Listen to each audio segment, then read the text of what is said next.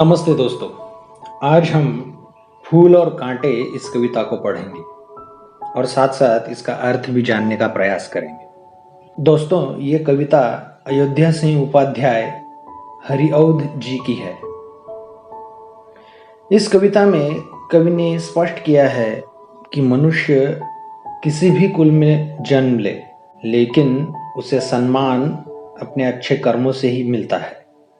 वो अपने अच्छे कर्मों से ही बड़ा बनता है। यहाँ फूल का मतलब अच्छाई और कांटे का मतलब बुराई। मनुष्य के स्वभाव में जो अच्छाई और बुराई है, उसका संदर्भ फूल और कांटों से लिया गया है। तो आइए जानते हैं कविता का अर्थ। है जन्म लेते जगह में एक ही पौधा उन्हें है पालता। है जन्म लेते जगह में एक ही पौधा उन्हें है पालता। रात में उन पर चमकता चांद भी एक ही सी चांदनी है डालता। मित्रों, हमें कहाँ जन्म लेना है यह हम तय नहीं कर सकते। उसी तरह फूल और कांटे एक ही पौधे पर जन्म लेते हैं और रात में चमकने वाला चांद जो फूल पर चमकता है वही कांटों पर भी चमकता है। वही अपनी रोशनी फूल को देता है और कांटों को भी देता है। वो फूल और कांटों को रोशनी देते समय कोई भेदभाव नहीं करता। दोनों को एक ही समान रोशनी मिलती है। अब देखिए अगली पंक्तियां। मेह उन पर है बरसता एक सी उन पर हवाएं है बही।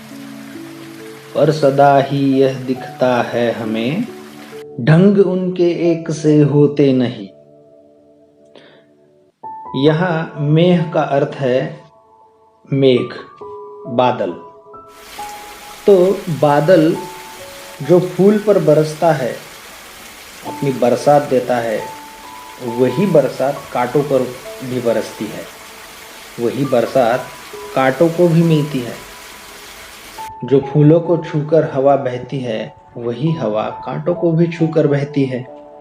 पर सदा ही यह दिखता है हमें, लेकिन हमें सदा यही दिखता है कि फूल और कांटों का स्वभाव भिन्न है।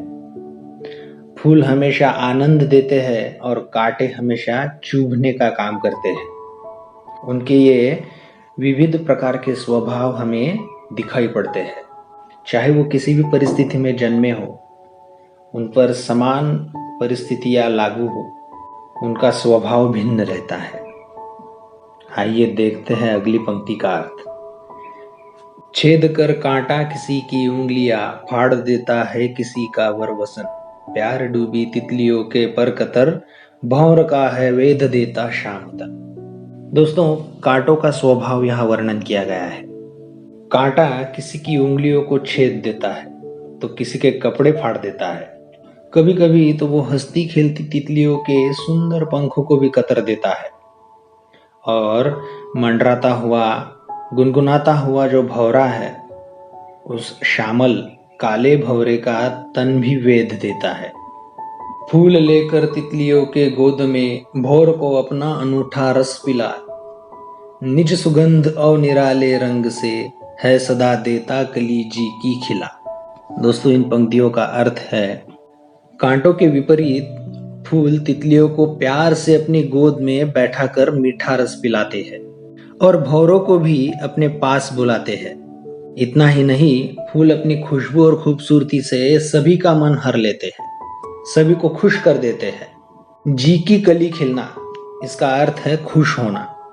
तो फूल अपने सौंदर्य से, अपनी सुगंध से सबको खुश कर देते हैं, सबका मन जीत लेते हैं। है खटकता एक सबकी आंख में, दूसरा है सोहता सुरसीस पर। किस तरह कुल की बढ़ाई काम दे, जो किसी में हो बड़प्पन की कसर।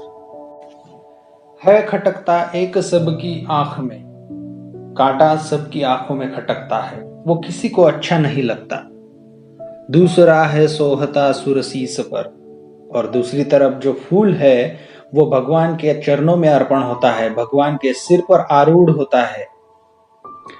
यही कांटे और फूलों में फर्क है। किस तरह कुल की बड़ाई काम दे, जो किसी में हो बड़प्पन की कसर। अपना कुल कितना भी बड़ा हो, लेकिन हमारे कर्म अगर अच्छे नहीं होंगे तो हमें कोई सम्मान नहीं देगा, कोई हमें बड़प्पन नहीं देगा। इसीलिए अगर हमें बड़प्पन चाहिए तो हमारे कर्म अच्छे होने चाहिए। हमें फूलों की तरह रहना चाहिए, फूलों की तरह आनंद देना चाहिए, ना कि कांटों की तरह चुभना चाहिए। धन्यवाद।